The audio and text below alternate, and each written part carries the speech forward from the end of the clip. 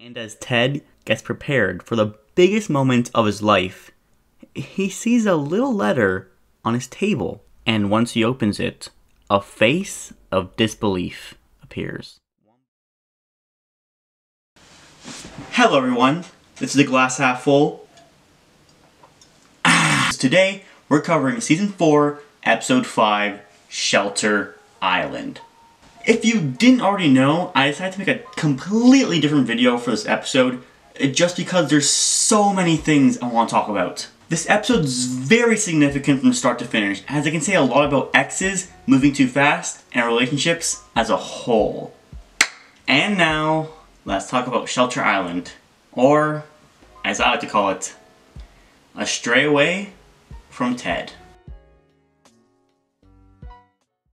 Ted and Stella go out with Stella's sister, where they find out that she broke up with her boyfriend 2 weeks before their wedding. And so, as a very quick decision by Stella, she offers to take over for the wedding in her place. Ted is very reluctant at first, but Stella manages to convince him, as she states how she wishes Tony, her ex, was this spontaneous. This was a major surprise to not only me, but everyone else, as it feels like just a week ago, they decided to move in together in New Jersey, which is where we start to see a pattern. As the gang go to the place where the wedding is held, they realize the place is...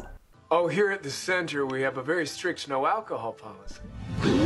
less than desirable. At this point of time, Robin moved to Japan to start working as a foreign news reporter, but of course, being one of Ted's best friends, is coming back to go to his wedding, which Stella gets upset at. Stella stands by the fact that exes shouldn't be allowed at weddings, as she states, "Oh, it brings up unresolved things." So, as compensation, Ted decides to invite Tony to their wedding. Pause. Yeah, and see why Stella would get pissed at this. But in all fairness, Ted had no underlying feelings for Robin, and he was 100% sure that bringing Tony to the wedding wouldn't complicate things.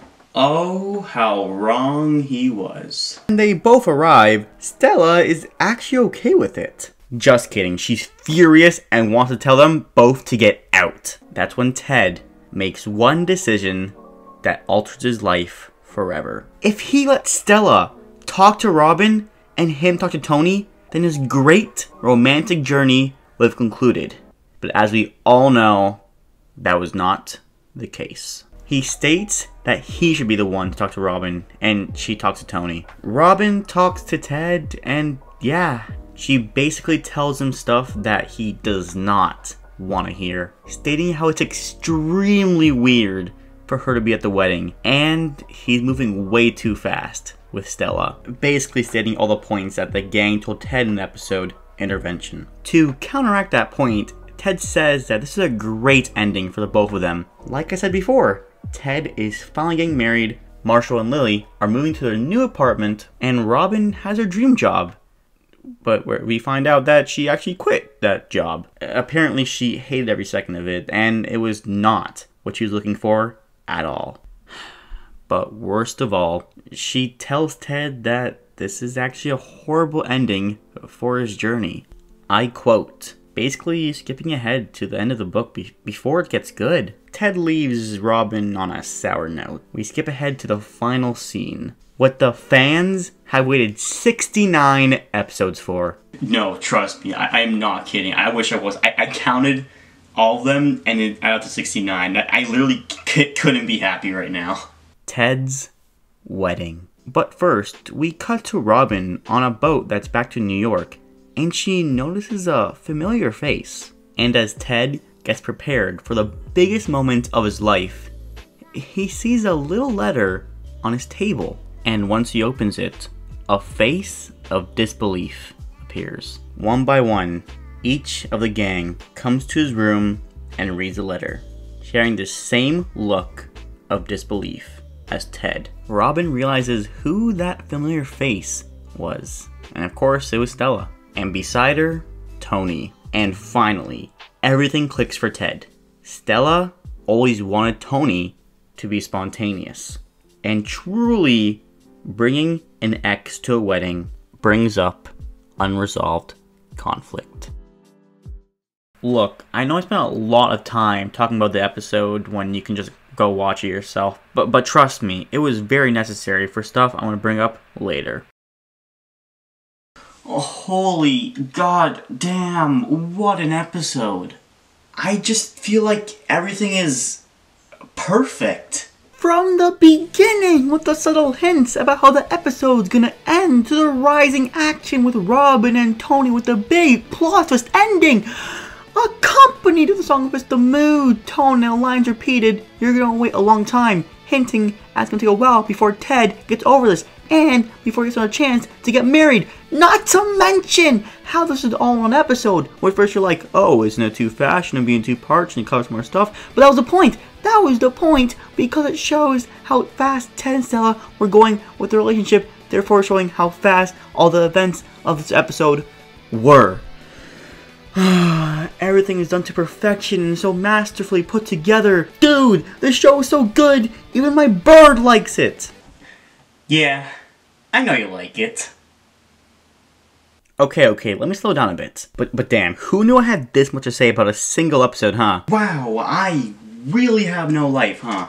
I think a good place to begin would be the dinner scene at the start. Now, I never really saw Stella as the one to make quick decisions, but judging how her life was in the past and the whole having a baby at 19 with no dad thing made sense for her character. Lucy needed a father figure in her life, and Stella was constantly busy, and so this was her solution. And Ted is always known for his romantic gestures, and after 4 years of looking for the one, he thought this would be a good ending for a story. What also made sense for Ted's character was inviting Robin to the wedding. She has played a big role in his life, of course, and since she's one of his best friends, it would feel weird not to invite her. However, Ted's never had a wedding before, obviously, so he didn't know how this would completely mess up the wedding. Speaking of the wedding, like I said before, it isn't the most fancy and wasn't the most ideal place Ted was looking for. But perhaps Ted didn't care about that, as it was similar to Marshall and Lily's wedding. The place wasn't ideal, and everything leading up to the vows fell apart. But the fact that they had each other was enough for them to endure all of that. And I guess Ted thought the same would happen for him and Stella. And finally, the ending of the episode. This ending is among the saddest in the series. It's probably in the top 5. I shouldn't rank them. Should I rank them? Okay, I'll write that down. But yeah, those last 3 minutes, man. As soon as I finished watching it, I rewatched it again. And again. And again, and again. Yeah, hold on, I'm gonna watch it one more time. Okay, I probably watched it more than 10 times at this point, but what can I say? It just encapsulates everything so perfectly. The cuts between Ron's POV and Ted's POV. As the gang comes into the room and reads the letter that Ted has. Barney, someone who's against marriage, especially for Ted, is in shock and tries his best to comfort him. And finally, Ted's look. He isn't crying or angry, just a look of regret, disbelief, and the feeling that all the hard work you put into the relationship, the 2-minute date, the patience, the willingness to leave his life in New York behind in pursuit of a new life with a daughter and a wife, gone in a blink of an eye. You know, there's one line specifically that sticks with me most of all, and it's from Robin. After a huge argument with Ted, ending it off with, "That's not Ted Mosby." And perhaps that's his goal, to stray off from who he once was and to start anew. But he will never escape from himself, and will come to terms with that later on.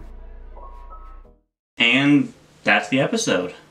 No last joke, no happy ending.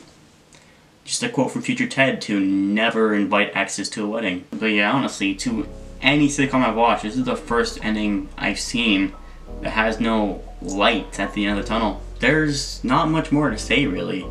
Like I said before, this is such an amazing episode, and I'm glad I did a solo review instead of cramming it in to like a 1 to 2 minute time frame.